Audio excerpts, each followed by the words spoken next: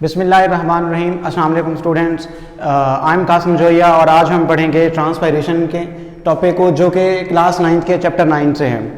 सबसे पहले हम ट्रांसपायरेशन को डिफाइन करेंगे कि इसकी डेफिनेशन क्या है।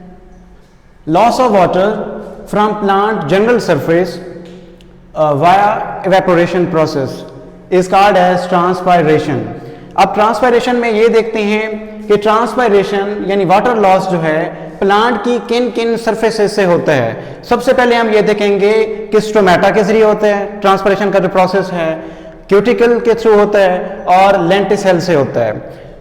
स्टोमेटा के बारे में हम जानते हैं कि स्टोमेटा क्या हैं। ये वो स्पेशल ओपनिंग्स हैं लीफ के ऊपर या हमारे पास जो यंग स्टेम्स हैं वहां पर कि जहां दो गार्ड सेल्स होते हैं, उनके दरमियान एक ओपनिंग होती है। आप यहां भी इस डायग्राम में देख सकते हैं कि हमारे पास दो गार्ड सेल्स हैं, उनके दरमियान ओपनिंग है और ये सारी स्ट्रक्चर क्या कहलाती है, स्टोमेटा कहलाती है।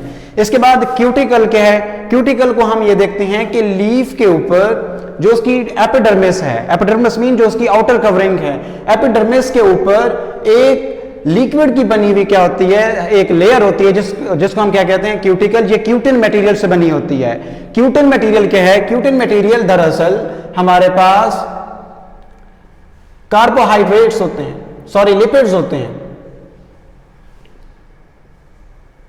ये हमारे पास क्यूटिकल हो गई। इसके बाद लेंटिसेल्स। लेंटिसेल्स क्या हैं, ये स्टेम के ऊपर बार्क जो होती है, जो डेड पोर्शन होता है उसका, उस बार के ऊपर स्पेशल ओपनिंग्स होती हैं जिनको हम लेंटिसेल्स का नाम देते हैं। अब स्टोमेटा और लेंटिसेल्स के डिफरेंस को हम जरा देखते हैं। स्टोमेटा लिविंग सेल्स होते हैं और जो लेंटिसेल जो ओपनिंग है वो किन सेल से बनी होती है, वो डेड सेल से बनी होती है। लेंटिसेल्स हमेशा स्टेम के ऊपर होते हैं, जबकि जो स्टोमेटा होते हैं वो लीफ के ऊपर भी मौजूद होते हैं और वो यंग स्टेम के ऊपर भी होते हैं, जो एक ग्रोइंग प्लांट का यंग स्टेम होता है, ग्रीन, जब वो ग्रीन होता है। इसके बाद हम ये देखते हैं कि स्टोमेटा के जरिए जो ट्रांसपायरेशन होती है वो मैक्सिमम होती है। प्लांट्स के ऊपर मैक्सिमम जो ट्रांसपायरेशन है वो स्टोमेटा के जरिए होती है। इसके बाद क्यूटिकल के थ्रू और फिर लेंटिसेल्स के थ्रू। इसके बाद हम ये देखते हैं इस फिगर में कि ये हमारे पास एक प्लांट का स्टेम है जिसमें हमने यहां पर इसके अंदर स्पेशल स्ट्रक्चर दिखाई गई हैं जिनका ताल्लुक है ट्रांसपायरेशन के साथ। यहां पे ये जाइलम टिश्यूज दिखाए गए हैं और हम जानते हैं कि जाइलम टिश्यूज क्या हैं, रिस्पॉन्सिबल हैं वाटर कंडक्शन की। तो रूट्स के थ्रू वाटर की कंडक्शन के बाद वाटर जब जाइलम्स में फ्लो कर रहा होता है तब कुछ जो पानी है वो क्या होता है, इन लेंटिसेल्स के थ्रू ट्रांसफायर होता है, कुछ जो है लीफ के अंदर आके स्टोमेटा के जरिए, और जो बाकी होता है वो क्या होता है, क्यूटिकल के जरिए। इनके बाद हम इस स्ट्रक्चर को देखते हैं। ये हमारे पास एक हमने यहां पर लीफ के अंदर मौजूद स्ट्रक्चर देखी है जहां पे हमारे पास ये स्ट्रक्चर क्या है, ये सारी, ये लोअर एपिडर्मिस है, ये अपर एपिडर्मिस है और यहां पर ये वाले जो सेल्स हैं ये हमारे पास कौन से सेल्स हैं, मीजोफिल सेल्स हैं। और मीजोफिल सेल्स के बारे में हम पढ़ चुके हैं। ये पेरेन्काइमा सेल्स, पेरेन्काइमा टिश्यूज को बनाते हैं। अब यहां पे ये देखते हैं कि जो वाटर कनेक्शन आ रही है, सोर्स है, यहां इनके अंदर जाइलम टिश्यू से पानी क्या करेगा, बाहर आएगा और आके इन जो मेसोफिल सेल्स हैं उनके ऊपर एक कवरिंग बना देगा। अब जैसे ही पानी ने यहां कवरिंग बना दी, स्टोमेटा के जरिए जब स्टोमेटा ओपन होंगे, पानी एयर जो होगी, एयर का फ्लो अंदर की तरफ आएगा। अब एयर क्या करेगी, इनको यहां से जितना एयर की मूवमेंट होगी वहां उतना ज्यादा पानी क्या होगा, एयर के साथ यहां से बाहर की तरफ क्या करेगा, मूव करेगा।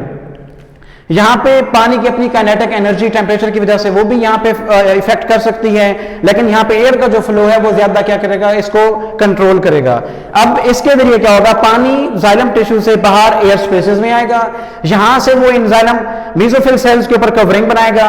फिर इन कवरिंग के बाद पानी जो है वो यहां से एयर के अंदर वेपराइज फॉर्म में बाहर क्या हो जाएगा, ट्रांसपायर हो जाएगा। ये हमारे पास क्या है, स्ट्रक्चर है। यहां पे आप ये देख सकते हैं, ये लोअर एपिडर्मिस, ये अपर एपिडर्मिस, ये हमारे पास मेसोफिल सेल्स हैं, ये हमारे पास जाइलम टिश्यूज हैं और ये एयर स्पेसेस हैं। इनके बाद ये जो ओपनिंग है ये स्टोमा हो गई। ये सारी स्ट्रक्चर जो है ये क्या हो गई, हमारे पास स्टोमेटा हो गई। नेक्स्ट इसके बाद हम देखते हैं कौन कौन से फैक्टर्स हैं जो कि ट्रांसपायरेशन को कंट्रोल करते हैं।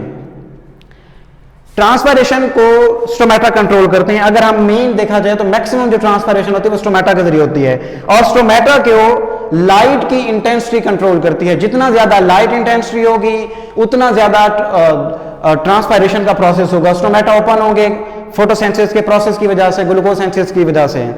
इसके बाद जो मेन फैक्टर्स हैं, टेम्परेचर है, एयर ह्यूमिडिटी है, एयर मूवमेंट है, और हमारे पास लास्ट में लीफ सरफेस एरिया है। सबसे पहले हम टेम्परेचर को देखते हैं। जैसा कि हम जानते हैं कि टेम्परेचर का डायरेक्ट रिलेशन किसके साथ है, लाइट इंटेंसिटी के साथ है। अब जितना लाइट इंटेंसिटी होगी उतना ज्यादा टेम्परेचर होगा, जितना ज्यादा टेम्परेचर होगा उतना ही रेट ऑफ ट्रांसपायरेशन होगा, मैक्सिमम वाटर क्या होगा, बाहर जा रहा होगा। अब टेम्परेचर और रेट ऑफ ट्रांसपायरेशन एक दूसरे के डायरेक्टली प्रोपोर्शनल हो गए, लेकिन इसकी भी एक लिमिट है, एक अपर लिमिट है। जैसे एक लोअर लिमिट है वैसे अपर लिमिट है कि आप टेम्परेचर बढ़ाते हैं तो ट्रांसपायरेशन का जो रेट है वो बढ़ता जाता है, लेकिन एक लिमिट पे पहुंच के जो ट्रांसपायरेशन का रेट है वो रुक जाता है। जैसा कि यहां बताया गया 40 to 45 डिग्री सेल्सियस टेम्परेचर जब होगा, इस टेम्परेचर के ऊपर आके स्टोमेटा जो स्ट्रक्चर्स हैं ये क्लोज हो जाएंगे।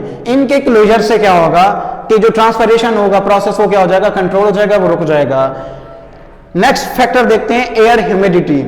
एयर ह्यूमिडिटी को देखते हैं, the content of water in air in our atmosphere. ये हमारे पास क्या है, ह्यूमिडिटी। अब जितना ज्यादा ह्यूमिडिटी होगी, यहां पे स्ट्रक्चर में देखते हैं, जितना ज्यादा ह्यूमिडिटी होगी उतना ज्यादा बाहर वाटर की कंसंट्रेशन होगी। और हम पढ़ चुके हैं कि डिफ्यूजन का जो प्रोसेस है वो हायर कंसंट्रेशन से लोअर कंसंट्रेशन की तरफ होता है। Higher the water content inside the leaf structure, lesser will be the process of transpiration. It means अगर बाहर पानी की कंसंट्रेशन ज्यादा है तो पानी अंदर से बाहर की तरफ कम फ्लो उसका होगा, लिहाजा जो ट्रांसपायरेशन का रेट है वो भी क्या होगा, कम होगा। अब एयर ह्यूमिडिटी जितना कम होगी उतना ही यहां पे हमारे पास क्या होगा, इंग्रेडिएंट यहां पे जनरेट होगा। जितना ज्यादा यहां पे कंसंट्रेशन ग्रेडियंट होगा उतना ही ज्यादा ट्रांसपायरेशन का प्रोसेस होगा। तो हम कह सकते हैं एयर ह्यूमिडिटी कम होगी तो ट्रांसपायरेशन का रेट ज्यादा होगा, एयर ह्यूमिडिटी ज्यादा होगी तो ट्रांसपायरेशन का रेट क्या होगा, कम होगा। तो इनके दरमियान इनवर्स रिलेशन बनता है रेट ऑफ ट्रांसपायरेशन और एयर ह्यूमिडिटी के दरमियान। नेक्स्ट फैक्टर जो देखना है वो है एयर मूवमेंट। अब जितना ज्यादा एयर मूवमेंट होगी उतना ज्यादा वो क्या करेगी कि लीफ के आउटर साइड पे मौजूद जो वेपराइज्ड वाटर है उसको वहां से दूर ले जाएगी। इट मींस वाटर कंसंट्रेशन को वहां लीफ के बाहर कम से कम रखेगी। जितना ज्यादा ये ग्रेडियंट जनरेट होता रहेगा उतना ज्यादा क्या होगा, रेट ऑफ ट्रांसपायरेशन होगा। तो हम कह सकते हैं कि जो एयर मूवमेंट है वो रेट ऑफ ट्रांसपायरेशन के डायरेक्टली प्रोपोर्शनल है। लास्ट में लीफ सरफेस एरिया, हम देख सकते हैं कि जितना ज्यादा सरफेस एरिया होगा उतना ज्यादा जो वाटर है वो वहां से स्टोमेटा के थ्रू क्या हो जाएगा, इसको हम स्टोमेटा की तादाद के साथ रिलेट करते हैं। More is the surface area of the leaf, more will be the number of the stomata present on the epidermis. जितना ज्यादा स्टोमेटा होंगे उतना ज्यादा फिर क्या होगा, ट्रांसपायरेशन के होने के चांसेस ज्यादा होंगे। अब सरफेस एरिया ज्यादा, स्टोमेटा की तादाद ज्यादा, स्टोमेटा की तादाद ज्यादा होगी तो उसी हिसाब से ट्रांसपायरेशन का रेट भी क्या होगा, ज्यादा होगा। तो स्टूडेंट्स हमने आज के लेक्चर में ट्रांसपायरेशन को डिफाइन किया। हमने ये देखा कौन कौन से स्ट्रक्चर्स हैं जहां से ये ट्रांसपायरेशन होती है, जैसे कि स्टोमेटा, क्यूटिकल, लेंटिसेल्स। फिर हमने इनकी डेफिनेशंस देखी, इनकी स्ट्रक्चर पढ़ी। इसके बाद हमने ये स्टेम की स्ट्रक्चर को देखा। फिर इसी तरह हमने लीफ के अंदर ये देखा कि यहाँ पे मेसोफिल सेल्स का क्या रोल है, यहाँ पे स्टोमेटा का क्या रोल है। इसके बाद हमने फैक्टर्स देखे कि temperature, air humidity, air movement और लीफ सरफेस एरिया का यहाँ क्या क्या इंपैक्ट है। तो इंशाल्लाह नेक्स्ट लेक्चर में मिलते हैं। अल्लाह हाफिज।